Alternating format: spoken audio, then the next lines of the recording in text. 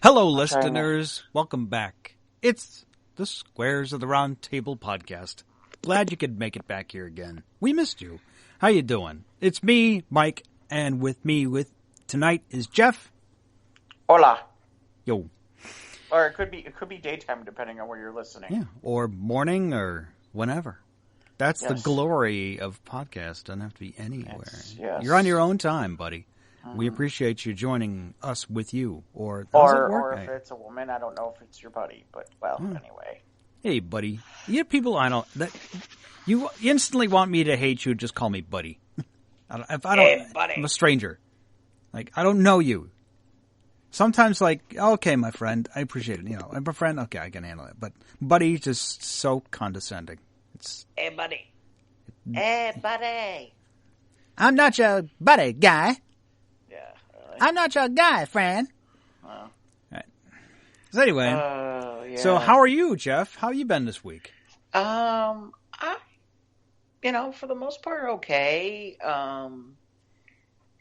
Just kind of been a little colder than I would like for my taste, but it makes for good time for TV watching, and I kind of overindulged because I was like, God, I'm gonna get stuck in the apartment most of the weekend. What am I gonna do? And I'm like, oh look, free HBO preview for the weekend. Kaboom! All right. So, it's like, oh look, what have I not watched? Watch some good shit. I got to watch the second season of Succession because I had seen the first season last year when I still had HBO for a period of time. So I got a chance to watch that, and boy, that show, it's so dark, and yet it's so good. Have you ever seen the show, or do you know anything about it? No, what's the quick lowdown on the show? So the quick lowdown is that it's, first of all, it's actually produced by Will Ferrell, which is interesting because it's a little bit more drama than it is comedy. But there are comedic moments in it. The long and short of it is it's about this family called the Roys, and the Roys are this huge multimedia conglomerate that are huge, like $billion family, and it's all about who of the kids is going to be next. Okay. While at the same time, the father is not ready to relinquish the throne, if you know what I mean. Okay. And so, we kind of get to see a little bit of that. We basically get to see the hijinks of their family. And, season 1, we kind of got a lay of the land and how things were going to go. And in season 2, they took it even another couple steps further. And it's just such a strange show because it's a dark comedy. Well, it is a dark comedy, and I swear. So Macaulay Culkin's brother Kieran is in it, and the character is just awesome because all he does is basically sit there and say things that are so politically correct, raw. You get the idea. Yeah. Every other third word out of his mouth is fuck. Or something worse. And you're just sitting there and it's like so blunt, so direct, and yet at the same time, because, he's the son of this huge conglomerate, people will bend over for him. And like I said, there's essentially 3 kids. There's this particular one that's played, the youngest, which is played by, actually 4, I'm sorry. There's 4. The oldest is played by I believe it's Alan Ruck. But he was from a previous marriage. There's the firstborn of the 3 others. And he is supposedly the golden child, but everybody thinks he shits the bed and he's not a killer. He doesn't have a killer instinct. The middle child is a girl by the name of Shiv who has been working as a political consultant and seems very, very savvy. And the third is, like I said, this person, Roman. The other people that they also throw into this is the current wife, who is from France, and she seems to have her inklings on things that she wants to do in her power plays. And then there's the cousin that comes from the other side of the family, cousin Greg, who cousin Greg is kind of amusing because cousin Greg at times is very, very funny. And at times cousin Greg is the person where you sit there and go, no, I'm not going to be the patsy. And there's also Shiv's husband, Tom, who is this kind of straight-laced Midwestern guy, who this is kind of not, he's kind of getting integrated into the family and what they do and how they do it. And then everybody is like a yes man. I mean, it's like they basically took Rupert Murdoch and combined him with Trump. Okay. For what you're basically watching. So, you know, nobody wants to stick their neck out. You get the idea. But really, it's really well done, and you get to, and the decadence is just insane. It's their lavish lifestyle. Yeah. Okay. Yeah, I mean, just insane. I mean, some of the things that they show that they're just like taking for granted. You're just like sitting there and you're like, wow, it must be nice. You know, just to kind of be that way. But yeah, I don't know. Like I said, to me, really, really phenomenal. I mean, to go any further, I thought they know how to construct the characters. They know how to build characters. They know how to build layers, and yet at the same time, they're moving the story forward. A little slow at times, but still interesting because the characters are so interesting. And I'll be honest with you, most of the characters, I don't like them. Matter of fact, even the person who you kind of would consider the protagonist, which is this guy Ken or Kendall. Yeah, they're all unlikable characters. Right. It's like The Sopranos. I mean, they're all criminals. They're all killers. Yeah, but there's some that you relate to. Yeah, some you want to enjoy watching. Right. And they take what you're talking about to the nth degree. Okay. I mean, Kendall is kind of in some ways like an anti-hero. I don't even know that I would consider him the hero or the protagonist. I would just say that it's okay. Who's the worst? Who's the least offensive antagonist versus who's the worst? If you understand what I mean. It's like here, welcome to like level 1 of hell versus level 10. Okay. That's just the best way I could explain it. Whatchamacallit was on it? Helen, was it Helen? No. Who's the chick from Holly? Is it Holly Hunter? Yeah, Holly Hunter. So Holly Hunter was on this season. She was really good too. Who was she? She was playing the CEO of this other company that they were looking to buy. Okay. And at one point, it looked like she was going to come over and be the CEO. And there were some things that happened there. Like I said, I don't want to give too much away because honestly, it's 10 episodes, and I was very thrilled with where the last scene goes in the 10th episode. But I really didn't think that was what was going to happen. But I'm excited. Honestly, there's a part of me where I'm like, damn, I need to get HBO to watch season 3. So yeah. Well, we gotta wait till another free weekend. Yeah, exactly. It was between that and Watchmen. I decided I was going to do that the next time through. Maybe I'll catch Watchmen. Yeah, although I've heard that the Watchmen is the end of the season is the saving grace of this season. Okay. I've heard decent things. I've heard it's a couple of episodes are bad, but the end makes up for all the bad in season 1 of the Watchmen. Well, the interesting part is I don't know if you caught this. The guy who did this whole Watchmen thing is like, yeah, I don't really have another story. So I don't know if there's gonna be. I'll tell you right now, HBO has come out and been like, yeah, if he's done, then really in reality we're not gonna have a season 2. And I'm like, Yeah, I don't buy that. Well, who knows? It's drumming up publicity. I think it sounds like they're just sticking they're wetting their finger to the wind and seeing who responds, seeing if the internet says, no, bring us season 2. Well, there's enough.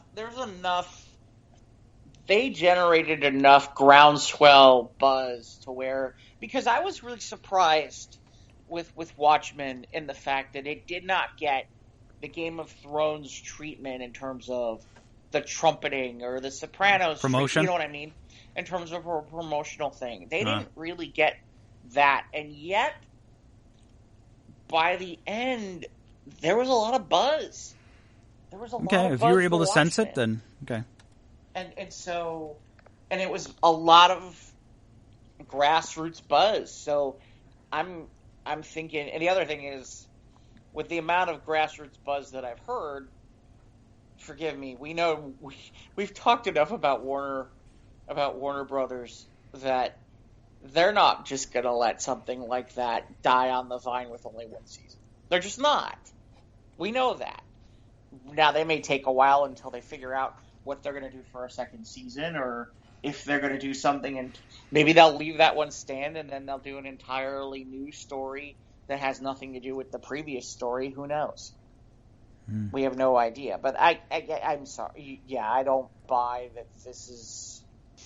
I don't buy that this is the end of. This is the end of series, yeah. Of Watchmen on HBO, especially when they've got HBO Max coming down the pike, and they're going to need content. So, how about you? How'd you keep warm? What did you do? Or obviously shoveled Saturday, ran the snowblower. We got a little bit of the wet, heavy snow until it snap froze Saturday night, and then it was like 5 degrees Sunday morning.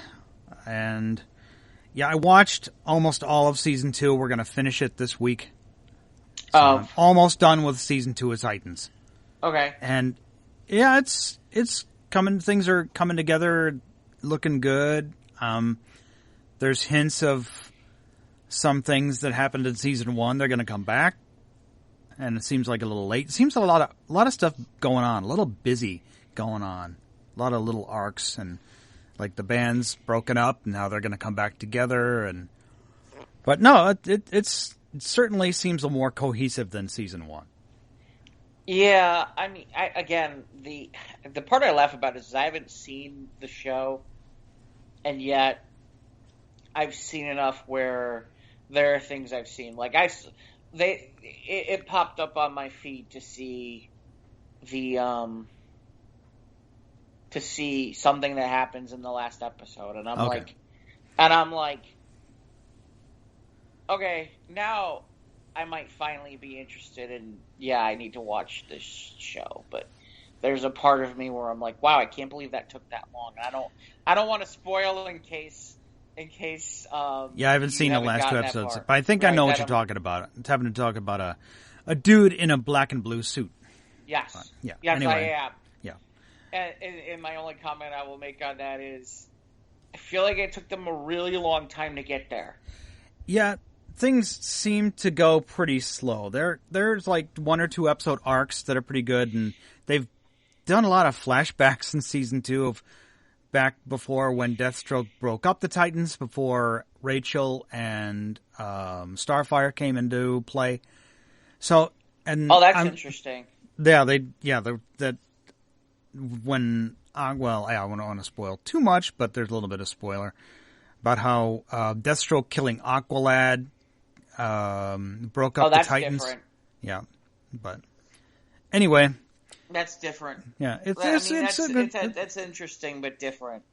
It's okay. It's like I said, it's better than season 1, and I'm looking forward to it. I mean, like I said, my friend of mine, we're going to get Titans done, so because this Friday is the premiere of Picard, and so once we're 2 episodes in, then we'll watch like 2 episodes together after dinner or something, and then we'll go our ways because it's a weekday. So, but it's good. It had a good. Well, of course, Friday night was when the snow hit. Friday afternoon. Yeah. So that's our game night. And one of my friends was like, nope, not going out. I was like, okay, so it was just me and another friend who was like, I don't care. I was like, he needed an escape. He needed to get out of his house with his kid and his wife. Yeah. So he's like, yeah, I'm coming over. It was like 10 feet of snow. I'm coming over. So had a good night. We played Runebound, and that was What fun. is that? It's just it's a board game where it's like you go around, you level up, and you fight monsters. Yeah, but it could be a long game too, especially if there's more players, and it's interesting. You can be either co-op or work against each other. It's good. Okay. But speaking, as long as on the quick subject of gaming, there's a Kickstarter for the Return to Dark Tower, and now for those who may not know, Dark Tower is a board game that was out like 38 years ago, and it was an electronic board game where it had like it's pretty much a dark tower in the middle, and it could rotate 90 degrees, and it could count the number of bad guys you were fighting and how much food you have, and it was really cutting edge for its time. It was really expensive back then, and they're making a new one, an updated one, and I think I might be in on this Kickstarter. It's like $125 for the game. Of course, it won't be out for a year, but it's already like 250% funded. So I think I might be in on it because I love playing Dark Tower. I only had a couple of times. I was able to play it with friends back in the day, and that was super cool. So I think I might be in on that game. So. Yeah, that's not one that immediately I feel like I knew much about or was. Maybe I feel like I missed that one. I don't know. Because it wasn't like I think it was like Milton Bradley or it was like Parker Brothers. It was like a mainstream kind of game. But it was like, I remember like $60, $70 back in the day, which was really expensive for a board game, which was all like paper goods. But this was all like electronic. It's like I had Battleship as a kid, and I knew some people who had electronic Battleship. I'm like, oh man, this is shit. And this game, Dark Tower, I'm sure it's like part of my like nostalgia feelings kind of be all like getting in the way, but I have fond memories of playing that game with friends, so I don't want to relive that. So but had a good game night though. At least I had a game night in spite of the weather, so that was good though. It's funny you say that. I was really so it's funny because there was a gaming convention over the weekend, and I just was like, where was it at? It was up in Lisle. And it's not too far from you. No, it's not too bad. But the weather was shit this weekend. Well, and the other part is, so there was a part of me where I'm like, I went to go look at like some of the games to see what was out there and see about role-playing games, and I'm looking at a schedule, and nothing's really telling me other than the games that I'm aware of and I know, what some of these other game systems are. Not to mention the fact I'm like looking at the pricing and I'm like, okay, so one day to walk through the door is $15. If you pre-register. If you don't pre-register, it's $20. And I'm like, okay, that seems a little high, but that seems fair. You got to pay for the room. Like, was like a hotel ballroom or? Yeah, they were having it at a Sheraton, which that's pricey. Yeah. And I get it. I think where I got frustrated is, as I'm looking at the events, I'm noticing something, which is, there's a $2 event fee. Like per event? Per event. And I'm like, at major conventions like the Gen Cons and the Origins and stuff like that, okay, maybe. But I'm kind of like, yeah, I don't really want to pay your $2 event fee. And in fairness, some of the things that I really would normally play, there wasn't that much there that I felt comfortable picking from, and I was like, I just was like, forget it, I'm not going to do it. And I'm glad, because looking at Friday night, I'm like, really glad I didn't do that one. So I'm kind of... But is it an established, like, gaming convention that's regular? Yeah, it'll be back next year. Okay.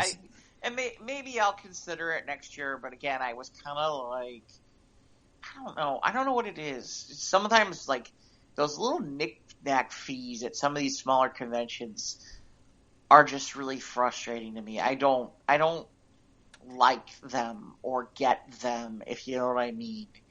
I've never really. I just don't like him. I think that that it seems like that's nickel and diming. Well, unless I think the added fees on top of that is kind of but right. Well, that's what I mean. It's like, really, then charge me a little bit. I mean, it's like, oh, here the price is X. Great, wonderful. Oh wait, here's gaming fees. Now I understand at major conventions that's just the way it works, and because you got 20, 30,000 gamers, I totally, maybe 60,000 gamers, you get the point. Okay. I just don't.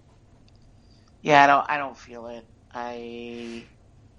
But if you had friends going, then that's different. Then they could all hang or whatever. Well, there were friends too, okay. But even so, I'm just kind of like, I feel like I'm getting nickel and dimed a little bit on this, and it's like, okay, yeah, no, I don't think and so. I'd say put it in a suggestion box for next year.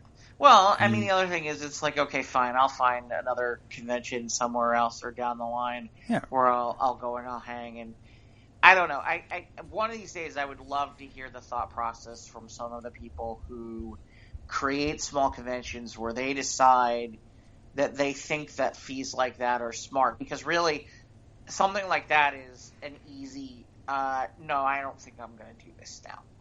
Especially when I'm kind of looking at it and I'm like, okay, I have to pre-register to pay the $15. If I don't pre-register, you want me to pay $20.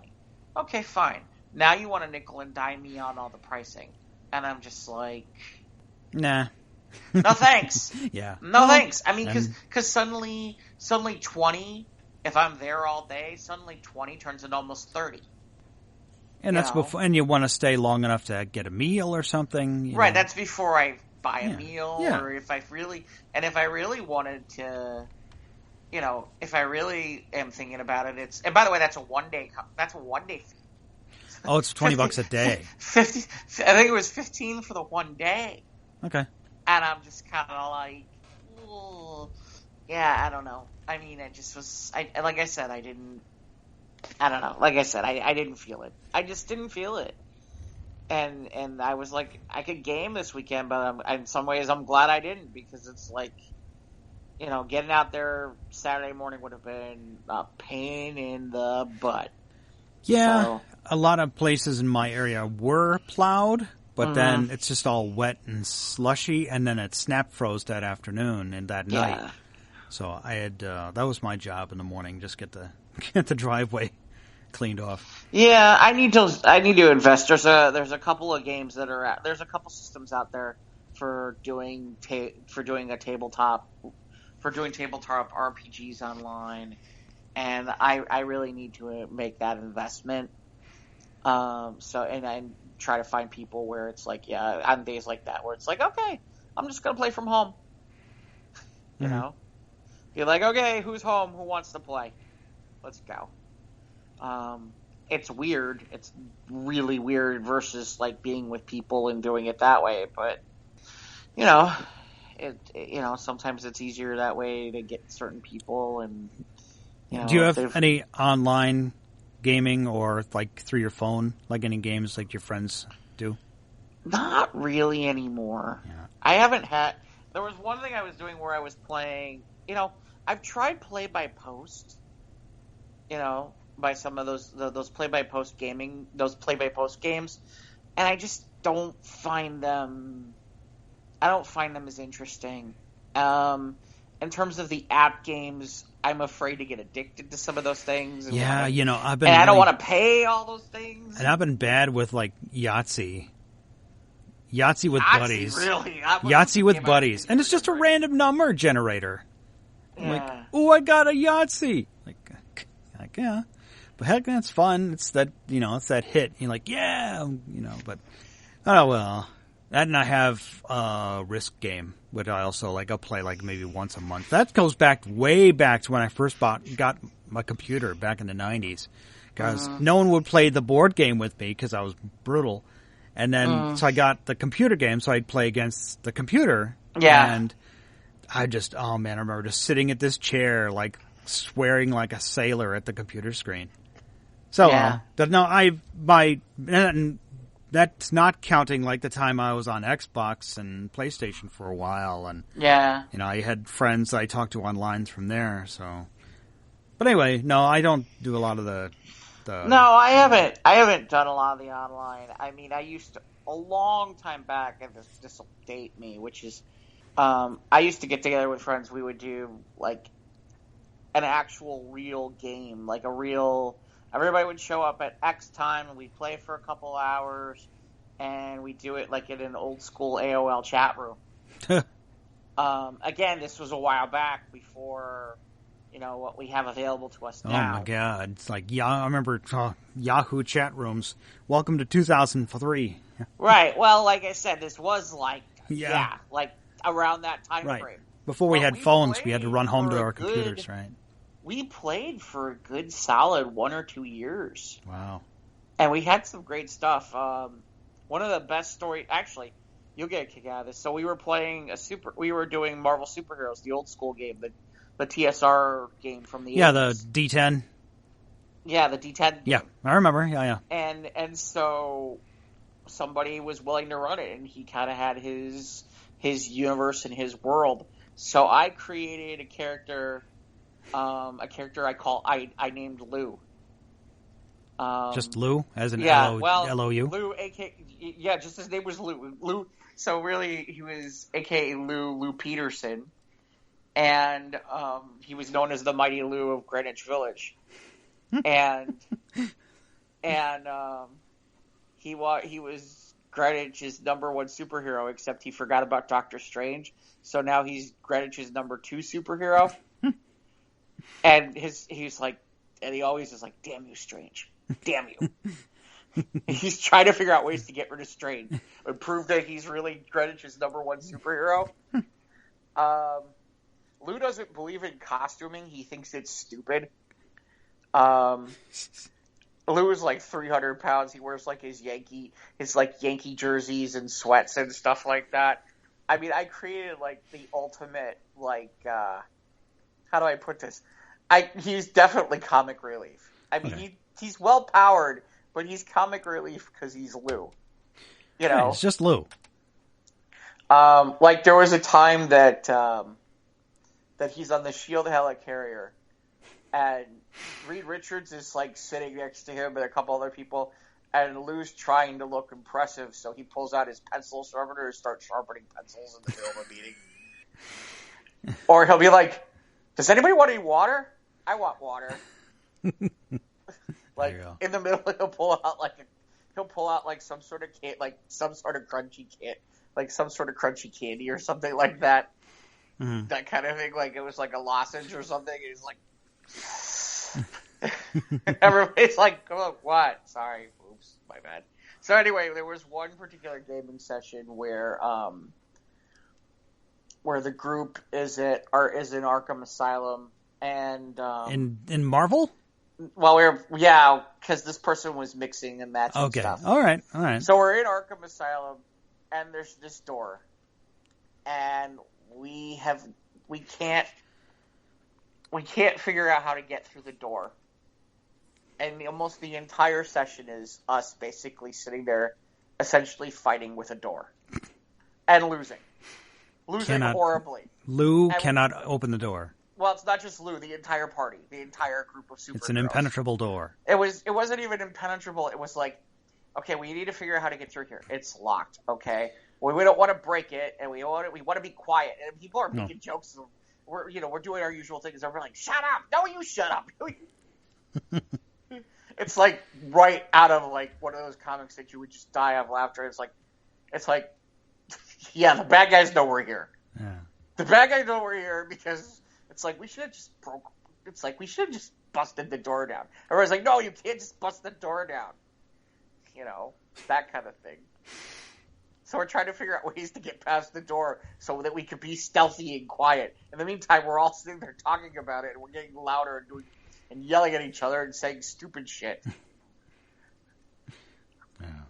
Yeah, good times in gaming. Like I said, I thought you'd get a kick out of it. Yeah. It's one of those ones where it's like, I've told this story to people, they're like, "Shut up, this this didn't really happen. I used to have a log of the actual adventure. And I might be able to find it. But, yeah, that group was... And it was funny, because I started out being the only comic relief character, and everyone was like, oh, no, you don't. We're not going to play straight men just to you sitting there cracking jokes all day. So everyone just decided to get wacky. So. Yeah, everybody decided to get wacky. Yeah. And then we turned into, like, what was the name of the group? We called ourselves the Chaos Theory. All right. That's cool. And I think our tagline was, oh, no, not them. Anybody but them. And you know what? They probably weren't wrong. Yeah, that's awesome, man. Like I said, I only brought it up because, yeah, that's the only time I've done a really serious online game was that group. And it was a blast. I mean, it was seriously a blast. I still know a lot of those guys. I still know them, and I am connected online through Facebook and whatnot. And once in a blue moon, we'll make a joke about it somewhere, and everybody will start laughing. But yeah, no, Dark Tower sounds like a plan. I don't remember that one. All you have to do is do like quick search online, like Dark Tower 80s board game.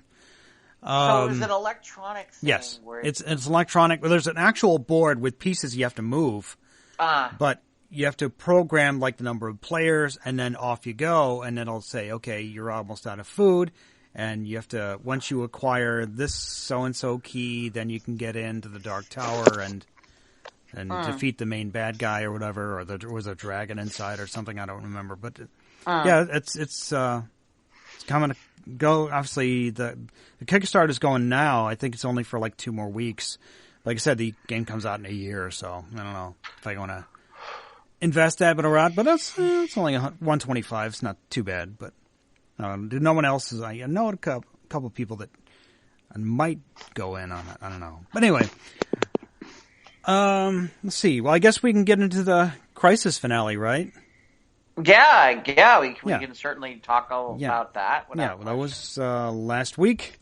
Was the CW Crisis on Infinite Earths 2-part finale, which was technically part 4, but it was part 4 and 5.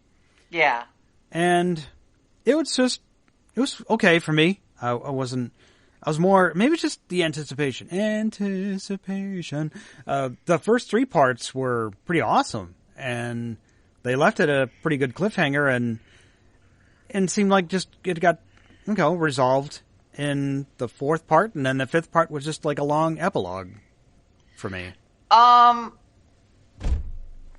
So, yeah, I mean, part of the problem becomes that these CW shows don't get the budget that, you're going to get for... Yeah, and because of that, you get a lot of talking. Right, you get more talking than I would like to. Yeah, and with the problem with these CW shows, why I kind of fell out of them, is that yes, it's talking, and I'm sure it would look good on a comic page, but spoken by people in costumes... Sometimes it doesn't translate, and there's a disconnect for me when these people are saying these semi-corny lines. And I guess, well, they pretty much played up the whole, Oliver is dead. Okay, I'm ready to move on. We get it. He's been a staple for CW for a long time, and I don't have the weight. That doesn't carry as much weight for me because I hadn't watched Arrow. It was all 7 or 8 seasons or whatever it went on. But like I said, it was good. It was fun. It was entertaining, and I got my money's worth. So yeah, well, that's the other part I always laugh about is people when people go overboard complaining about it, because it's like, it's on cable for free. So well, and it's not even cable. It's network television. It's free. Oh, that's right. It is network. That's right. It's not. It's not even cable. It's free. Yeah, you can't. Yeah. So So I mean, to me. That's a lot of where, Guggenheim, who's the guy who's kind of the head of their CW verse, joked even before it started. He's like, to create what we had Endgame's like catering budget to create kind of what they created. And it's like, yeah, you know, in fairness, that's kind of what you get. Right. And so what ends up happening unfortunately, is some characters just suddenly kind of take a back seat or disappear or don't seem to be suddenly involved in the you know, certain characters disappear, or certain characters appear out of nowhere and are suddenly involved. You get the idea. Yeah, and the Crisis thing and the whole Speed Force thing in Part 4 worked for me. And as long as we're on the subject of Speed Force, there was a little meetup between two Flashes. Yes. Which was almost spoiled by me, but I managed to catch it before the paint was dry on the whole whatever thing. But and I was amused by that scene with Ezri. Yeah, well, and it's Ezra, funny I'm because sorry. apparently that was a Warner Brothers call. Warner Brothers called them and said, "Hey, if we can make this happen, can you do it?" So that scene was added in, which is why there's some people where it's like, it doesn't even seem like it fits in. It's like, well, there's a reason for that, which is they were pretty much done when the call came that said, "Hey, can you figure if we can make this happen? Would you want to fit it in somehow?" When they shoehorn the DCEU, yeah. Yeah, which, in fairness, I thought it was cool. I thought it was something that nobody, you know, they kept it quiet. I mean, a lot of the ones that we saw weren't kept quiet. That one was kept quiet. I don't know how they kept it so quiet where nobody caught on that was happening. You know, I mean, to me, that's what made it amazing. Is it was like, whoa, where did this come from out of nowhere? Yeah, I was amused by that. And Brandon Routh, man, he has a charisma, and I'm sure it's obviously prevalent in Legend of Tomorrow, which you've seen about of. And I remember you talking about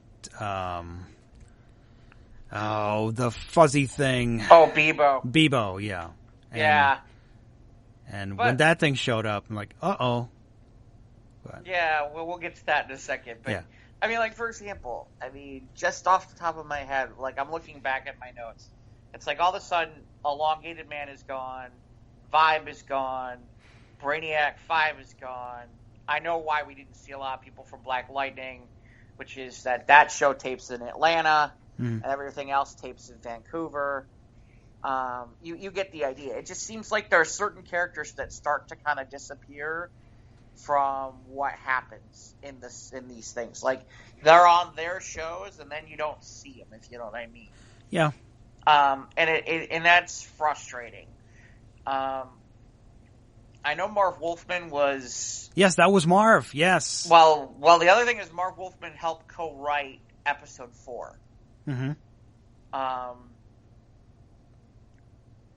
Like I said, to me, there's some interesting stuff. I will tell you now, Cryer might be the best live-action Luthor I've seen. Yeah, he's okay. He was all right. He's okay. Yeah, I liked him. Show me another live-action Luthor. It's another Luthor to me, but at least it's not Kevin Spacey, thank God. But you know, I'll always have a place in my heart for Gene Hackman. So I can't really, you know. Yeah, but Gene Hackman always played it off as corny, and that's fine. But he was a little sadistic. I mean, you know, when he says, you know, no, by causing the death of innocent people, that's, you know, that has weight with me. But this guy, yeah, from the 2.5 Men, just all I can see is 2.5 Men, and at least it's not Ducky anymore. But I liked him as Luthor. He was fine. Yeah, no, I thought he does a good job. I thought he's solid. Yeah, he did a good job. Most of the acting is pretty solid in this. Yeah, well, that's what I mean. And like I said, the cameo from Luthor. Now to the point of what you're getting at. Yeah, in fairness, a lot of what you saw near the end of the final episode is kind of how it goes in the real comic, which is that this new Earth is created, okay, and then the Anti-Monitor isn't done, and they again have a fight. They ended up once again fighting again against him because he's still trying to take over. And so that, like the scene where he grows giant, that's straight from the book. I mean, where they're basically swarming him and he turns into a giant and that kind of thing. That's all classic. That's all classic. What we've seen. The fact that the fight takes place at Perez Landing is a nod to George Perez, which is cool. Bebo. I love the fact that technically that's the Legends' first show of the season, and it kind of felt like a Legends episode, a little bit more. Especially a lot of the jokes about Bebo. Bebo, anytime the Bebo is available, life is good. Bebo, I don't know why there isn't Bebo merchandise. Bebo should have been, seriously, Bebo should have been what Baby Yoda was. And Bebo is like a 2-year ago thing. He showed up on the scene 2 years ago, and anytime Bebo shows up, everybody's like, Bebo! But in fairness, some of the people don't watch all the shows. Like, they don't watch Legends of Tomorrow. No, I if don't you watch don't any watch of these, Legends of Tomorrow, you don't know the Bebo stories. Yeah. Bebo, that's a great episode, ironically. And ironically, the first appearance of Bebo is right after the crossover from 2 years ago, which would have been the Crisis on Earth X one, and that's when they run into Bebo. And that's when they have the first time they run into Bebo, and then the Legends turn into a giant Bebo the next year to fight the demon, and it's kind of amusing.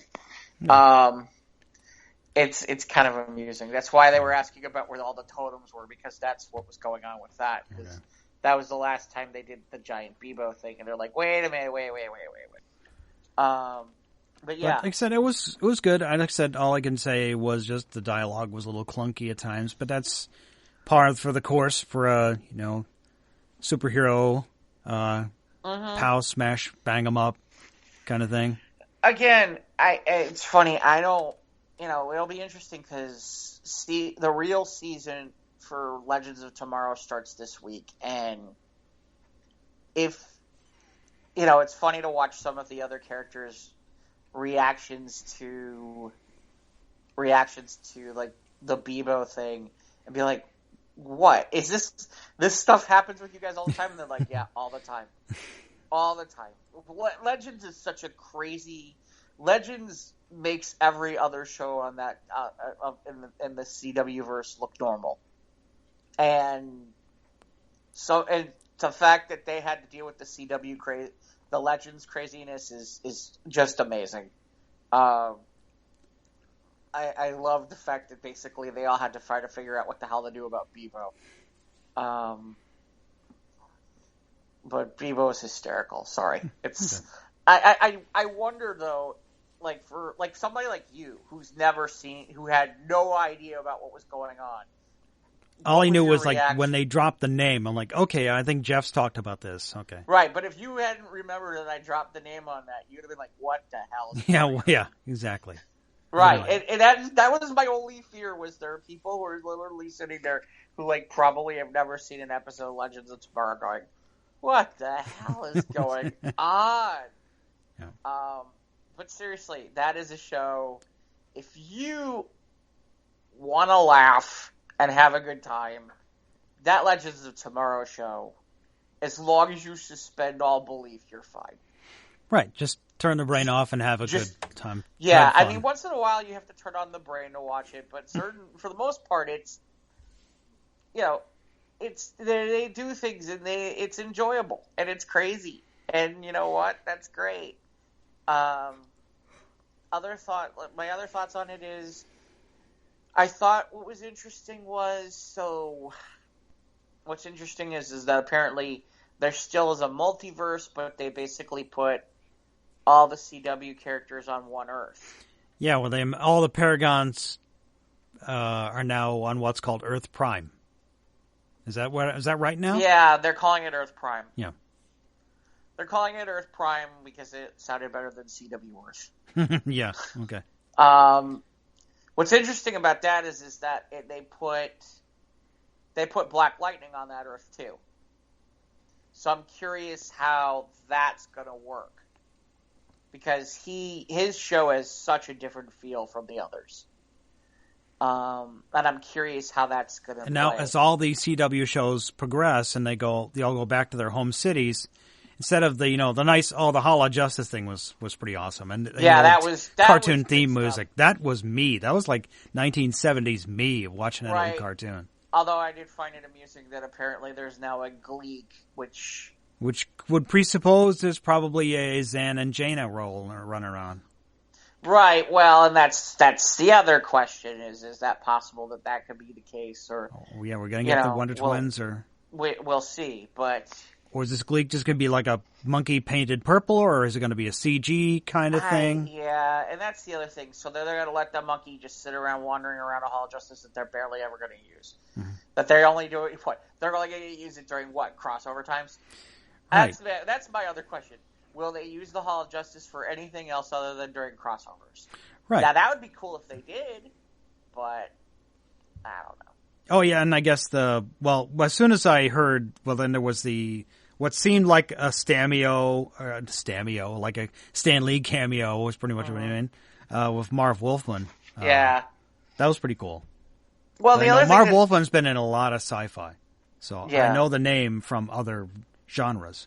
Right. Well, Marv is ironically, if you're watching Titans, Marv is the creator of the current I shouldn't say the Titans themselves, but the version that you're watching is pretty much was Marv Wolfman and George Perez, who ironically were the people who came up with Crisis. Right. That's one of the reasons why they did Crisis, was at the time when that was going on, Marv Wolfman and George Perez's New Teen Titans book was the hottest book they had. It was the hottest book they had. It was their number one book. And so they were going to those guys. And that was smart at the time. Like I said, it'll be interesting to see because, they put the CW Earth in. I think the interesting part to me is, so they've now separated the Titans and the Doom Patrol on two different planets. Because if you remember in season 1 of Titans, they arrived at the mansion, right? Though they did mention Doom Patrol in season 2. That's interesting now, isn't it? So basically they put them on different planets. And then, we'll see. It's interesting that they put Stargirl on Earth too. Yeah, but that was neat. We got the Stargirl trailer about a week ago, and then they had a 3-second cameo when they created that. So right, and that show looks good. I'm going to watch that premiere. I think it's interesting because the way that they've got that set up is it's going to premiere on the DC universe, and then it's going to show up on CW. So I think that's the answer to the question, which is, okay, this is our Earth 2 for that, rather than keeping her on Earth 1, which I thought was interesting. I thought she'd be on Earth 1 because of the fact that they are going to show that show on CW. So I thought they would do something smart and put her on that Earth, but I guess not. So essentially it seems like any property that wasn't a CW property basically went to its own Earth. Which, okay, I guess. There are some repercussions that have already started because I saw Batwoman and Supergirl last night. Today, and so there's certain things that have had some repercussions. Yeah, I'm sure they're going to be like brief walk-on cameos, or maybe there'll be like a video phone conversation between. Oh yeah, well, so and so's busy helping this crisis or whatever on this area. So for example, so there's so in the current episode of Batwoman. There's a question about, is Batwoman, They seem to be wanting to link Batwoman with Slam Bradley, which ironically is a classic character, but they're trying to turn it into they're like an it couple together, and obviously Rose is not comfortable with that, but she wants to figure out how to get. Yeah, you know what? Looking back, I think Batwoman's character was misused or disused in the finale. Very well. I mean, they worked. When Kara and Batwoman went to see Kevin Conroy as Batman, and she took the kryptonite just in case, and then I like that arc in that 3-parter. But it just seemed like she didn't have as much to do, and there's something to be said about seeing not a Batman or a Batwoman character in broad daylight fighting. It's just like, wait a minute. It's like, I am vengeance on the night, but I'm also in the daytime too. Yeah, that's when they're fighting the demons, the CGI bad guys out in the open and during the day. Yeah, the problem I had... See, this is why I always used to laugh about... This is why, in some ways, the one part that I always kind of found frustrating about the rewrite of Batman starting in the 80s, which is this, Batman only comes out at night. If I'm the Joker, or if I'm a criminal in Gotham, okay, I'm going to do my crime in the daytime and then leave. Well, that's part of the Dark Knight, when Joker's like, oh, you guys are meeting in broad daylight here, you won't go out at night, or what happened? Your balls fall off? That was... Right, but the point I'm getting at is, there is part of that where it's like, there's crime. Okay, I'll just create mayhem during the day. I mean, that just didn't. Yeah. That wasn't. In fairness, that wasn't the case until he kind of was reinvented into the I am just the night. And it's like, yeah, you didn't always used to be that way. No. Just like for a while they wanted to make Batman, I don't know if you're aware, for a while they were like, okay, Batman, the urban legend Batman. Like, whether Batman was real or not. And it's like, that is the dumbest thing I've ever heard. Stop it. And people wanted to go along with that for a while. But, like, for example, but it was interesting because, so she wants to get out about the fact, and I don't want to get into the long and the short of it, but there was a rationale for why she wanted it to get out that Batwoman was gay. So she did a cover story for She did an interview with the reporter known as Kara Danvers from Catco. Okay. And it's okay, exclusive by Kara Danvers. So there's an example of where they're already using an example of the crossover on the crossover Earth, and needless to say that we didn't see Kara Danvers, but you get the idea. Okay. The Lex Luthor thing is interesting because they're using a concept that was created back in the mid-'80s, and it was ironically the concept that they went to after Crisis was over, which was rather than Luthor with all these crazy harebrained schemes where he was like this bad guy who couldn't be seen in public. They went to this more philanthropist style right billionaire who was like this big corporate type, and everyone loves him. Right. Mm-hmm. Which to me is going to be fascinating because there are a few stories that happened because Luthor because of the fact that switch got made. Now, in fairness, in those stories, Luthor, in the respect that there was a reset, how can I say, he wasn't aware of everything else that went on. You get the idea. Mm-hmm. Versus now. But, one of the stories that came out of that decades later was Luthor ran for president and won. I'm curious to see if at any point they decide to try that. Yeah. Which would be interesting for all the different CW shows. But right, that could be a crossover, Who knows? Yeah. Yes, it could. Yeah. So I don't know. But yeah, it was good. It was okay. I didn't hate it, so it was. Yeah, like I said, I mean, if I had to put a grade on it, the one based on some of the other crossovers, I would still say the best of them is Crisis on Earth X. I still would tell you that that's the best of the best. That was the best one that they've done. Best utilization of the CW shows. Yeah, of the CW crossovers. Okay. When they did Crisis on Earth X, that might have been the best one.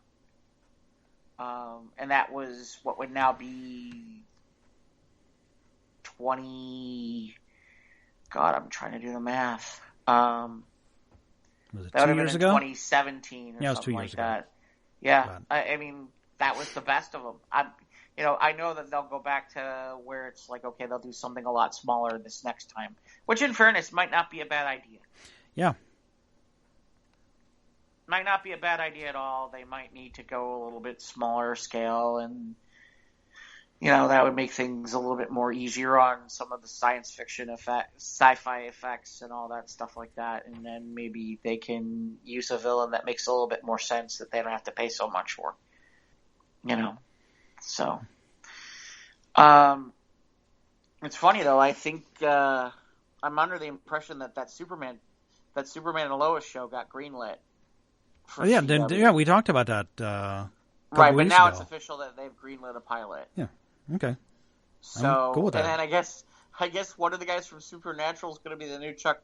Well, I shouldn't say new Chuck Norris, but I guess he's going to be the new Walker, Texas Ranger. I didn't even realize that apparently anybody was looking to make a remake of Walker, Texas Ranger. Okay, yeah, all right. I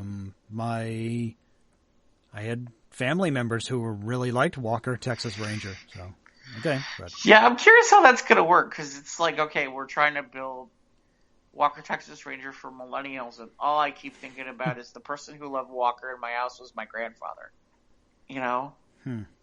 Like, Friday night, Walker's on. Gotta watch Walker. This is like right up there with Matlock, if you know what I mean. And I get the impression that that's kind of who was a lot of his audience at times. So I don't know. We'll see. I'm trying to think of anything else that's...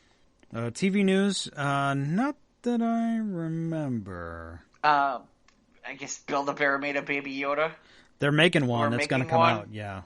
Somebody took I guess a group shot of the cast from The Mandalorian, and they just put the header on the title saying "Adventures in Babysitting." Nice. So yeah, with the old, the 80s looking movie titles font. So that was cute. And then I guess, I guess the original Star Wars 9 script has been leaked a little bit. I don't know if you saw this or not. No, I didn't read anything about it. That's all this coulda, shoulda, woulda stuff. I'm more curious about what could have been with Rogue One, but that's just me. What do you mean? Episode 9 is one and done. Like the changes they made to Episode 9, or the changes they made to Rogue One, before they had a bunch of rewrites or whatever back when she was Sergeant Jyn Erso, before she was just like the toys showed her as Sergeant, where she was never a sergeant in the rebellion. So I'd be interested in that. It's like I guess I heard from another podcast that some of Saw Gerrera's crew made it off of Jeddah in time, and they joined the rebellion attack on Scarif. Like I'd be interested in that. But anyway, so yeah, I've not had any others except from the Rock and Roll Hall of Fame induction news. Of course, we don't have Ivan here as our musical consultant, but of course we already know what Ivan's professional opinion is of the Rock and Roll Hall of Fame. It's horrible, the Rock and Roll Hall of Fame, blah, blah, blah, blah, blah, blah. I hate them. They don't know what they're doing, blah, blah, blah, blah, blah, blah, blah, blah. Yeah, it's not rock and roll, as some people, but I don't know. Yeah, that's the other thing I keep hearing is because I guess a lot of the rock bands were not put in, and some of the people who were put in were more pop. that there are people who are grumbling about that, and I'm just like, at the end of the day, does it matter? No. So, well, that's what I mean. they're just trying to get people in the door, and they'll pick popular artists and some who've died tragically, and so that's their game. That's their angle. So yeah, are they going to get more people because Whitney Houston's someone's going to do a tribute to Whitney Houston for the concert? Probably. Mm-hmm. You think they're going to get more people because someone's going to do a tribute to Biggie Smalls? Probably. Yeah. Probably. Those are all things that people want to see. People want to see, and I'm not. And it's kind of funny because it's like, okay, 9 Inch Nails got in, Depeche Mode got in. Yeah, 9 Inch Nails. Yeah, I'm all for. Yeah, I agree with that. Okay, so what? We're talking about, I guess Motorhead and Pat Benatar.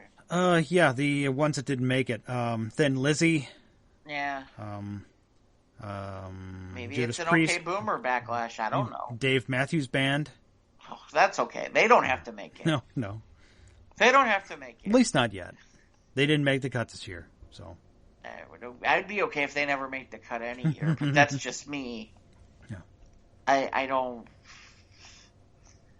Yeah, I'm not a fan. But Dave Matthews Band and Pat Benatar were not picked for 2020 induction, despite topping the fan vote. Yeah, I think that's part of the problem too. Is that why would you even bother doing a fan vote? Yeah, you can vote in. Vote in Tenacious D. Yeah, seriously. I'm surprised that hasn't happened. My guess is that they're smart enough to make it where it's, here are your choices. You don't get to make a pick. Yeah, we've had similar Hall of Fame votes in my toy collecting facility. Back when we used to have a convention called BotCon, and they were held. They were Hasbro licensees, so they had the rights. They were able to do all the official stuff. Get the official convention stuff, and they had a Transformers Hall of Fame vote, and it went viral to induct a certain character named Erector, and he was a crane, and his name was Erector. Okay, so it got an honorable mention. Because they weren't about to put it in the Hall of Fame because it was a troll vote. It was just for everyone to go giggle and giggle. So it's like the one vote about the one boat they wanted to name the exploration vessel for the British, like something, and the fans wanted to name it Boaty McBoatface. So that's the problem with fan votes. You get the internet response in typical fashion. Yeah, no, But the Rock and Roll Hall of Fame, I don't know. I mean, I was in Cleveland last year with Ivan and a buddy of mine, and we're all like, "Well, you can go to the Rock and Roll Hall of Fame today," and I'm like, "No." It is worth seeing. I mean, I did. I'm sure. And I've seen it a couple. Ivan has seen it a couple times, but now Ivan's all like, "Oh, it's bullshit." I'm like, all right. Whatever. It's because Ivan's a music snob. Ivan's a music snob. Yes, he is. Let's admit admit the truth. Search your feelings. You know it to be true. Yeah, like what was we were talking about, like last week we were talking about Miles Davis, and then he went on this riff, and I'm like, I like jazz too, but I don't need it to go down that far to like Ivan's jazz. When he's passionate about his hobby, and we are passionate about our own, and like I'm more than happy. We have our, likes and dislikes. It's just one of those where it's like, has there been any, like, when there have been, like, music movies, or there have been music anything, when was the last time, like, Ivan was happy about any music news on our show? I don't know. It's like, he wanted to, I think we talked about, like, making a movie about Fats Waller. It's like, Ivan, you'd never be happy with a Hollywood rendition of the story of Fats Waller. Right. Because Ivan has him on this pedestal. Well, I mean, the part where he goes absolutely ballistic if you talk about Cadillac Records is... Exactly. Or, that High Fidelity movie. Yeah. With John Cusack. Yeah. Yeah. Which, in fairness, Gross Point Blank is better than High Fidelity. That's a little bit more Better Off Dead than the other version, but I do enjoy High Fidelity. And it was funny because I even got mad because I said about the one song where he plays the record and he goes, "Watch this, I'm going to sell 5 albums of the Ya Ya Gang," or whatever the hell it is. Mm-hmm. And I was like, that doesn't happen in record stores. And I'm like, okay. Maybe it did back in the day. Maybe it did back then. You know, Ivan was working. He's working a record store now. It's not like. Yeah, I know. Anyway, Anyway, let's see. I'm sure that's part of it too. Like, I'm sure there are record store people who are like, "That's not what it happens. That's not what it looks like." What else? Oh yeah, I didn't watch. Of course, I work Sundays now, so I missed the playoff games. Of course, the first game ended before I got home, but I was just getting updates from my phone, saying, "Hey Siri, are the Packers still losing?" Oh, here it goes. I don't have schedule information. Okay. Yeah, I bet you don't. I bet you don't have any scheduling information about next week's the next Packer game for a while. Yeah, I bet you don't have any scheduling information about the next the Packer memes. game. Yes, the internet response was a great thing about when the Packers were losing immediately. I think there was one animated video going around of the Smith brothers. Did you see this? Where they would it played out like Super Mario Brothers, but it was the Smith brothers, where they attacked the Baltimore Raven and then they'd jump on the flagpole just like on Super Mario Brothers to the playoffs. Like that was on my feed last week when they beat the Ravens. But someone made poor Ralphie from The Simpsons up to look like look like Aaron Rodgers. And it's like, I'm in danger. Yes, you are. Yes, you are. You are in danger, Ralphie. There's just a lot of good stuff. My Packer friends are not. Yes, so you. happy. Oh man, you got holy crap! The knives were out for you on your feed today about. Yeah. How about your Packer Bears? stuff? Your Bears are sucking. Yeah, I know. That's just like I said. The latest one I found was Doritos Packers Edition. Tastes like defeat. Not sure you're again. Not sure you're. Yes. I mean that's. In fairness, there are a few others where I've thrown out there from the page. There was one that was really bad that I did not post because it was literally, it looked like one of those things from one of those YouTube fights that they tape. And there's and they basically remove the heads where it's the 49er fighter is beating the snot out of the Green Bay fighter who's on the ground. And behind him on the ground, videoing it is the guy from the Bears fan. I mean, that stuff is just bad. That. I mean, it's I can't put that on. I wanted to put it on my feed. That'll get me absolutely destroyed. The trainer guy from Rocky IV wearing the cheese head hair head or whatever, saying "Throw the damn towel," just from Rocky IV. Yeah. Oh yeah, we're happy that the Packers there's one have lost. where it's Cube, which is I really feel bad for the Packers and their fans. Oh wait, today? No, I don't. Today was a good day. Yes. Where's the really good one? I had the Mark Safe hear it from hearing Go Pack Go until next season. Yeah. This was the best one. I like the State Farm one. Yeah. Yeah, this one was the best one. I was looking for that, which is Aaron Rodgers had all state insurance instead of State Farm. He'd be protected from mayhem like this. That's the best one by far. Was your no discount double check today? Yeah, you have been discount double checked. Yes. Well, so I had one guy, I was listening on my way home, it was a Wisconsin talk radio guy saying, if the Packers had just recovered from those turnovers, they'd have won, or they would have edged it out, or whatever. But he's playing the coulda, shoulda, woulda. Oh, boy. Whatever. Let's just say the other team played better. How about that? Yeah, it's not even played better. I mean, I felt uncomfortable saying they got beat like a redheaded stepchild because I don't think it's fair to redheaded stepchildren. but I said, like, Government Mule, and people were like, what? I'm like, obviously you haven't watched enough WWE from back in the day with JR, with Jim Ross. I'm like, okay, well, I mean, ugh. I mean, it was funny. I didn't even watch the game. I was, like, out doing something else, and all I kept getting was buzzing from other people going, dude, you're going to love this. I'm like, okay. I don't know. I like I said, it'll be interesting. I'm trying to think. What else? I haven't decided. Well, next week when Ivan's here, before, obviously we'll have one more show next week before the Super Bowl, so we'll have our Super Bowl picks then when Ivan's here with us. We'll see who's on top. Who picks the winner? What was I gonna? I know. Oh, it's funny because I put out there. I'm like, all right, who should I be rooting for and why? Because I don't know. I mean, I'm kind of weird. It's kind of weird because I'll go with 49ers because it's NFC.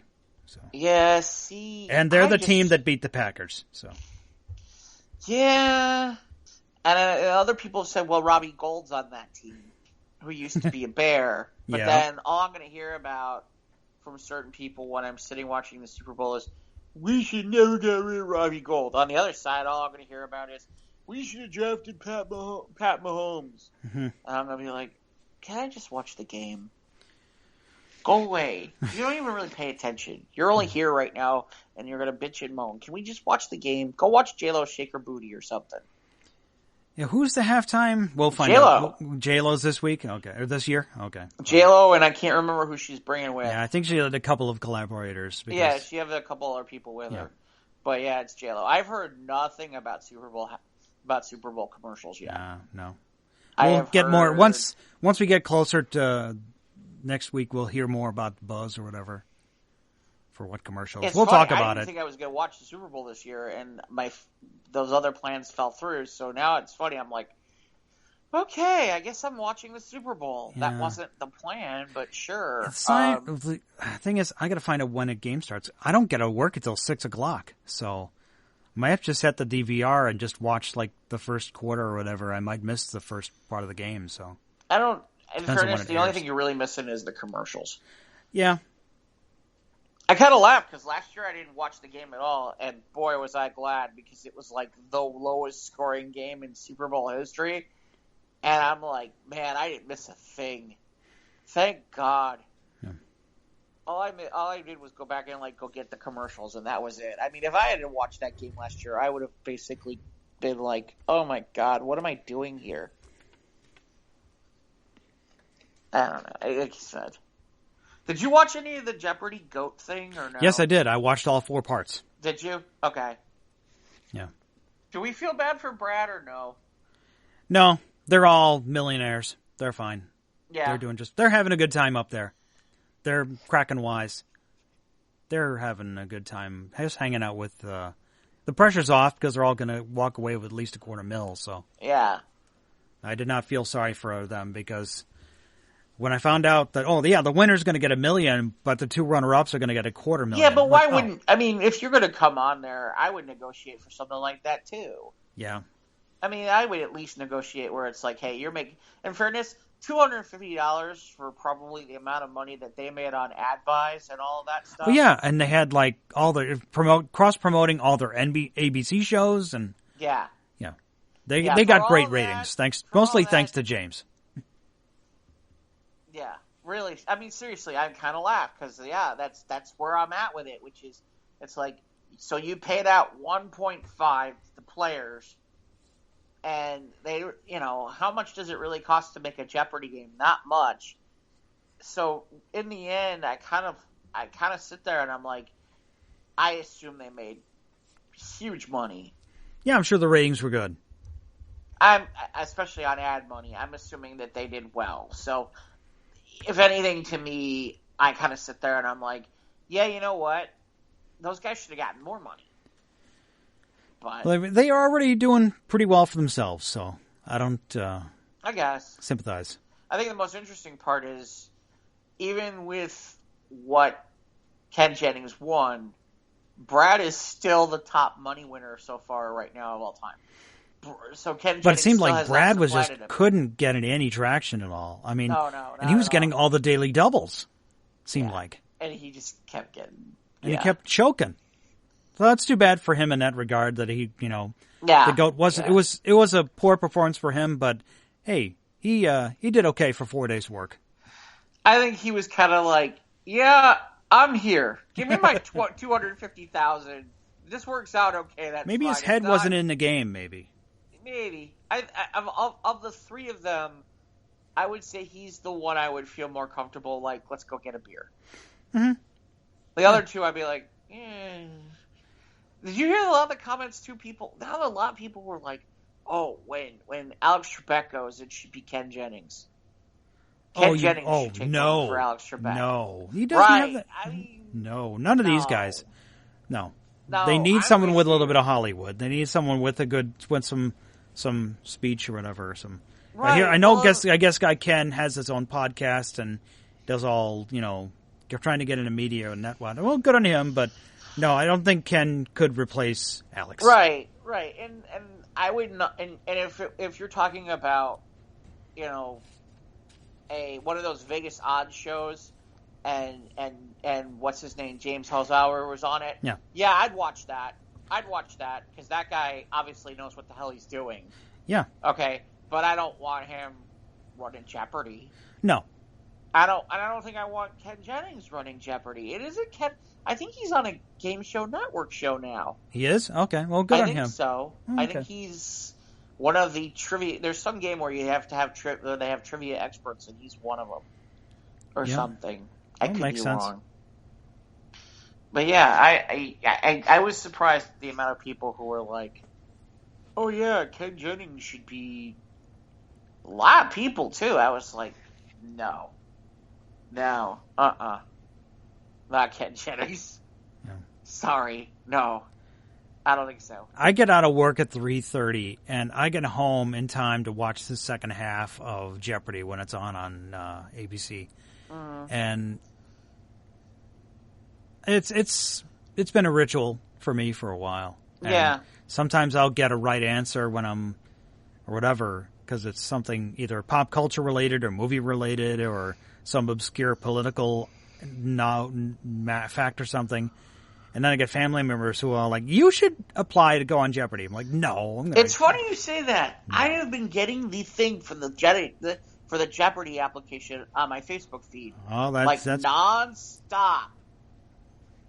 No. Like nonstop. And in fairness, there are times where I'm like, maybe I should do Jeopardy. And then go for it, man. And then I watched the GOAT game, and I'm like, I don't know. I don't know. Yeah, I don't know a lot of art or poetry or literature or opera or any of the arts, I feel well enough versed in that, and yet at the same time I'm like, yeah, some of these categories I couldn't do. Like when you have to mix the categories and you have to tell the answers, and they all love those categories, and I'm like, this stuff sucks. Where it's like wordplay or something? Yeah, the wordplay. Yeah, I can't stand that. Yeah. Or some of the math stuff. There's one, I think it was a couple days. No, I think it was in the GOAT finale where they had Roman numerals that were initials for the answer or whatever. Yeah, all that kind of stuff where it's like, I was just like, no, I don't think so. I can't do that kind of mental gymnastics. Well, or it's like, okay, now it's time to talk about Shakespeare or Poe. Oh, and I didn't know that guy Brad went up against the IBM Watson computer. Yeah, well, it's funny I didn't know this. So here's the interesting part. When James was still doing his thing, they took a break to do the All-Star game, the Jeopardy All-Star game. Yeah. The Tournament of Champions, right. No. They did an All-Star game where there were three captains and they all picked teams. Oh, yeah. And so Ken was one of the captains, Brad was one of the captains, and I can't remember who the third person was because it wasn't James. It was I think it was that one silver-haired guy from New York City, I think. Maybe. But the interesting part is Ken's team didn't win. James's team did. Not James. Brad's team won. Right. So I thought it was interesting because I thought for sure Ken Jennings' team was going to win, and it didn't. Brad's team won the All-Star game. So it'll be interesting. And that's why it was funny when Alex Trebek is talking about this will be the last time that we'll have you guys here. I'm like, what are you talking about? You'll probably do like another All-Star game or some other shit like that. Yeah, or another Champions thing. Right, yeah. Or bring them back or something like that. And sure enough, they did. So I'm sure the ratings were good for ABC on that. I heard they were good early. I heard they were not as good for the later games. But I don't know. I'm sure it'll be just fine. Like I said, I thought you'd get a kick out of that after we talked about it last week about who should take over, and there are people who are like, "Oh yeah, no, Ken not, Jennings." Not like, Ken. No, I don't think so. He knows his stuff, and I don't know. I think he would. I don't think he'd be a right fit. I'm sure he could be a trivia show host, but just not Jeopardy. Maybe I'm just not visualizing it. See, to me, the funny part is for example, but by the time that it's ready to be done, this won't work. Which is Ben Stein might work, but not really, because he's too condescending. I missed that show on Comedy Central, Win Ben Stein's Money. I used to like watching that show. Yeah, with Jimmy Kimmel. Jimmy Kimmel was on that show. Mm-hmm. Yeah. That's after he broke up with Adam Carolla to do The Man Show, right? Yeah, and he did The Man Show was done, so then Jimmy went to go co-host Ben Stein's Money. Or I can't remember. I know they did Crank Yankers too, right? Didn't they? In the early one. They brought it back. It's back now, but it's different comedians now. Yeah. Yeah, I don't, like I said, it's... Yeah, game shows. They're fun. Yeah, I guess it was funny. Pat Sajak is back after a couple weeks of Vanna White. Huzzah!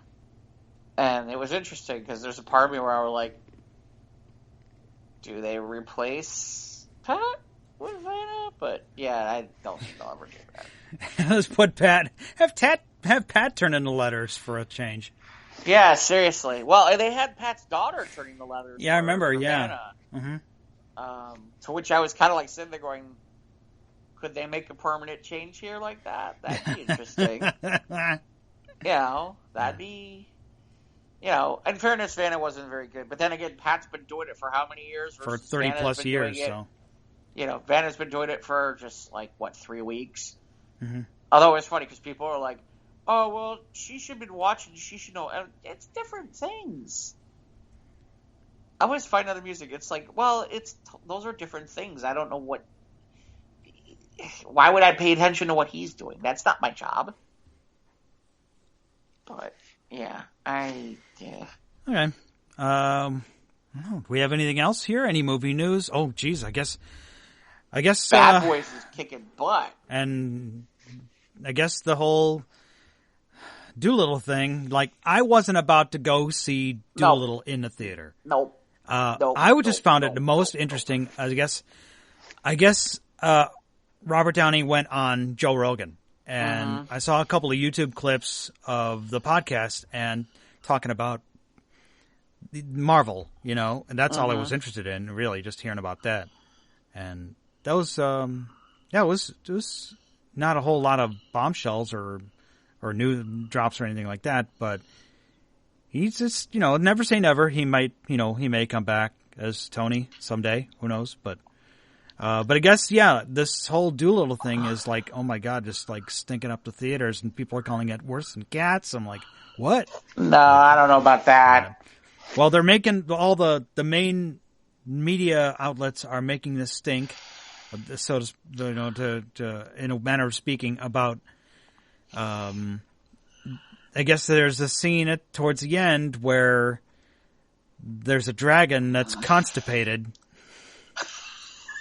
And that's funny. Dr. Doolittle has to remove something. And the dragon lets out a fart for 20 seconds. So what? And whatever, but I wasn't, like I said, I didn't care for, I don't remember seeing any of the Dr. Doolittle movies or anything like that. I didn't care. I saw the Eddie Murphy ones. Yeah. I saw the Eddie Murphy ones. And I think that's I think that's part of the problem. I think part of the problem is that the Eddie Murphy movies put Doolittle in today's world. And well, this is still like 1800s, so right. And then they the went RDJ back one. and they tried to make like a real 1800s version movie of it, and I'm like, yeah, I don't think that was the right call. Yeah, saying they were going back for like a Pirates of the Caribbean kind of vibe, maybe. Yeah, and I'm like, now if they had stuck with like Doolittle like now, like in the 2000s with Robert Downey Jr., I think they'd have had a better shot. But they wanted to make it more of an adventure thing versus where it was with the comedy thing. And I think that I don't think enough time has passed. And the Eddie Murphy one's been popular. Even now, the Eddie Murphy one's popular. I think that they ran into the same problem that Universal ran into when they went to go do The Mummy. Or they were going to remake. Yeah, exactly. They're going to remake The Mummy with Mummy with well, they did. Tom Cruise. They made it with Tom Cruise, and it bombed. Yeah, it was awful. It destroyed all hopes of any Universal monster movie cinematic universe. Right. Right. And in fairness, one of the reasons it did was because there were a lot of people who were still like, yeah, I like the Brendan Fraser one. I don't like the serious Mummy. I don't want the serious Mummy here with Tom Cruise. I want something a little bit more quirky. And I don't know. To some people's reactions, they get annoyed because it's like, oh, then those movies ruin the franchise, that you can't do certain things. But those Mummy movies made a lot of money. Were really popular, just like Doolittle movies were popular that Eddie Murphy made. You know, even like near the end where I think he made like a third one that didn't really go real well, but you get the idea. I mean, those Doolittle movies did well. And I think you got to be careful with some of these things, with some of these projects when you're going to rework them. It's like, yeah, this is going to work. See, the weekend, it was Bad Boys for Life for the weekend with $62 million. And they're already talking about 4. Wow. They're already talking about 4. Weren't they talking this was the last one? They're not going to do another Bad Boys movie. 1917 was number 2 with $22 million. That's good for them. Doolittle only made $21 million, and they're already calling it a disaster. How? Well, because they probably had a bigger budget. Because it had a $175 million budget. Yeah, that's. Because these are domestic numbers, so. Right, you know, they might make it back. It might make it in the international market. Might make it back. Right. Then Jumanji is still number 4 with $9 million. Yeah. Number 5 was Star Wars, so that's doing pretty good. Almost $500 million now. Yep. Little Women, Just Mercy, Knives Out. That's still one I want to go see. Jeez, Frozen 2 made almost $4 million over the weekend. That's still got legs. Yep. Not shocked by that. Yeah. Well, I mean, here's the thing. That Spies Like Us thing didn't have any real legs, and so, okay, what do kids want to see? Yeah. I mean, really, in reality, it's possible. Oh, the Spies in Disguise, yeah. That was number... Yeah. Yeah. That's the one. Mm-hmm. That I can't get the name right. There you go. I mean, in the meantime, they're already starting ads for Onward. I mean, they're putting ads on NFL games for Onward. Yeah, the next Pixar, which I want to go see because it has Chris Pratt, and it looks endearing. Looks like it might be a good Pixar film. I haven't seen it. What was the last Pixar film I saw? But I thought that was interesting because Toy Story 4. Yeah, I thought it was interesting because you're putting it on during football games. That's usually men. Right. So they must feel as though they might get that 18 to 35, 18 to 49 demographic on this movie. And you know what? They might. It'd be interesting to see because this might be one of those movies where, because of the way that they're setting up this with the quest and all that stuff, they might be able to pull a different adult demographic than they've had before. And the family films are obviously historically do well, so Right. And like I said, and it's going to be on ABC. What network is running the Super Bowl this year? Fox. Okay. It's Fox because they're going to do the new They're going to do the new Masked Singer right after that. Right. Okay. Which it's going to get ratings because of incidentals. So. Yeah. Well, again. And I don't know. I'm not checked. I guess the Masked Singer's good. They get ratings are pretty good. I guess. Yes. Oh, look good on them. Yeah. No. Are you going to watch? I guess I am now. Depends on.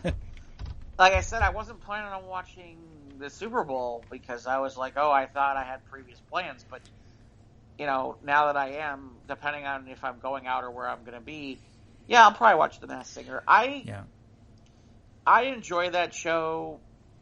I wish there were some things that they did to make it a little bit more interesting, but the trick with that is you got to watch that show in a vacuum. You can't use the internet. Yeah, the internet can sometimes get shut away. You can't put the Masked Singer. You can't Google Masked Singer and hope that you're going to get out alive, without finding a spoiler or who's figured out what. Or, I will say that when I'm watching the Masked Singer live, and I'm on Facebook and I'm kind of like posting into that post a little bit. That's the one show where I have friends that will sometimes pop in and be like, I think it's so-and-so. So if that's happening limitedly on my feed, I imagine that that's happening nationally. So they're getting good play on that show. And Ken Jeong is hysterical on that thing. He really is. He's pretty funny. Okay, well, I'm glad you like it. Let us know in 2 weeks. You can give us the update on the premiere of the Masked Singer. Well, no, it'll probably be. Well, it will be 2 weeks. Yeah, I guess that's true. Yeah, it's gonna be interesting. This could be a quiet. In some ways, this is a quiet week because there's no football this week. This is like the week before the storm. And spring training is, I think, starting soon, I guess? Is it really? God. I don't know. Holy crap. Wow. We're almost in February. No, we're halfway through the month already. It's like, I know. It was Christmas, and now instantly we're in mid-January. It's like the whole month of December was like a blur, and now it's like we're already like less than 2 weeks away from February. Yeah, some of it is just because of how the calendar syncs out, too. Because New Year's was like a Wednesday. So it's like, okay, some people had off on Thursday and Friday. Some people worked, it messed up the whole week. Right. So most people kind of restarted the first full week of January. And so... it was that week to shake off the cobwebs, and it's like, kind of like you're looking around and like suddenly it's like, wow, we're almost done with January, but really it just kind of shook out the cobwebs of the holidays now. I don't know. No, my diet's doing good, so I'm happy for that. Yeah, mine's going great. I haven't had any chicken sandwiches in a while, so all good. All right. So, I'm on a seafood diet. I see food, I eat it. That's right. There you go. All right. I've been on those. Speaking of seeing things, if they want to find us or they want to hear us, whatever, because I think we don't really have that much. I feel like we're sputtering here. I guess we can. Yeah, I guess we can wrap it up. I guess I don't have anything. I said next week I'll give you my thoughts on season 2 of Titans, which has been out for a while now, but I'm finally getting caught up in it. So yeah, that's all I got planned for my week. I don't have a lot on the docket for the coming week. I'd still like to see some of these Oscar movies. Maybe I'll find some time this week to try to kind of catch one. Yeah, they're working their way back into the theaters. So, and some of them are available on digital. So right, some of them are on digital, like the Tarantino one about Hollywood. Yeah, that's on that. I just haven't gotten around to it. I didn't want to see it in the theaters. I wasn't that thrilled. I wanted to see Ford versus Ferrari. Right. And it's funny. It's still here in the theater. It's still here locally. Yeah. but it's only like one time. Oh, it's on one showing?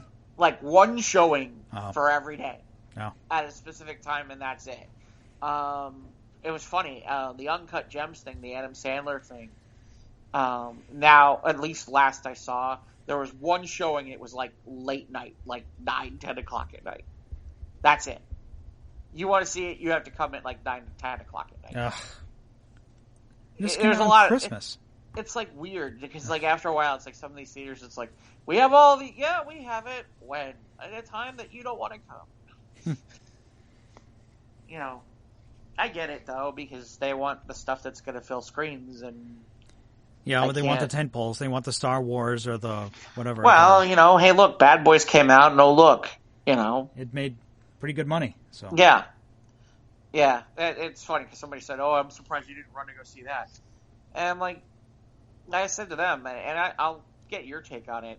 Yeah, I want to see it, but there's the other part of me where I'm like, I don't. It's not like Star Wars or Marvel where it's like I have to run to see it before everybody else spoils it. If you know what I mean. Yeah, nah. I don't feel like that's an issue with something like that. Before we go, one quick thought. Do you have any excitement buzz for this Black Widow movie? Sure, I'm looking forward to it. Do you? I just saw a reveal for one of the Black Series figures, and the white suit is kind of growing on me. I'm interested in seeing what this is about. I like the character. I'm just not.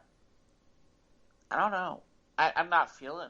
I'm not Black Series, but Marvel Legends. I'm sorry, 6 or 1/12 scale or 6-inch figure. But anyway, yeah, I'm just not. Yeah, Like I'm not.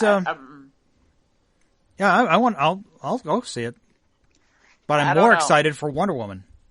Yeah, that I'm more excited about. Yes, that be the first one because I don't care about this Birds of Prey. Yeah, you know. But I might go see it. I don't know. Yeah, you know, it's funny you say that. Because my friend's wife is a big Harley Quinn fan, so I might go with them. At this point, I don't know. At this point, because I seem to be getting those ads. I don't know about you. On my feed for a while, every fourth freaking scroll post was one of those ads for the Harley Quinn cartoon. I've seen enough of it, it seems just gratuitous and vulgar just for 13-year-olds. I'm like, it doesn't seem like it's for me. Honestly, I'd rather watch that right now than go see the movie. No, because I don't, I think the movie's going to be even more stupider than the cartoon. I'm looking forward to seeing the Red Sun animated feature, more than I am this Harley Quinn series, but I don't care about it. No, like I said, I'll see it eventually. I mean, I still haven't watched Suicide Squad all the way through, but you know what? Margot Robbie was great as Harley, and it'll be entertaining in that regard, that's a movie that I get slammed for, but I like that movie better than most people do. Yeah, okay. I like that movie better than most. I didn't think it was... Is it great? No, but I definitely think it's a decent popcorn movie. I'll be interested to see what James Gunn done with the sequel. Yep. So if people want to hear the show or keep up with us, how do they do that? We're on Instagram and Twitter at SOTRT Podcast. We're on YouTube. Click the bell, subscribe. You'll know when new content drops. We're on the usual podcast hosting platforms. If you're listening on one, you're likely to be on others, i.e. Google, i.e. PodBean, Anchor, and iTunes, and I mentioned PodBean, yes. So you can check us out there. Of course, we're on the Facebook page. That's where you get the crazy stories from our other show, News of the Squared. Shout out to Scott. Yeah, man. And you can see the crazy stories. We'll mention them. You'll have this other show later in the week. You'll see this other thing that we do. And, of course, email us at sotrtpodcast@gmail.com. Yeah, man. All right. So shout out to Ivan. Yeah, next week we have Ivan. Yeah, Ivan's spinning records today. See, now I finally understand the Coles. Coles. Got it. I'm fine. You're a slow learner, Jeff, but you got it. No, because I finally saw something he posted, and I'm like, ah. Yeah, he posted on his Instagram and his Facebook. So good on him. So we'll see Ivan next week. Well, we'll see Ivan. We'll talk to Ivan. Yes. Hopefully have y'all back next week. Y'all come back now, you hear?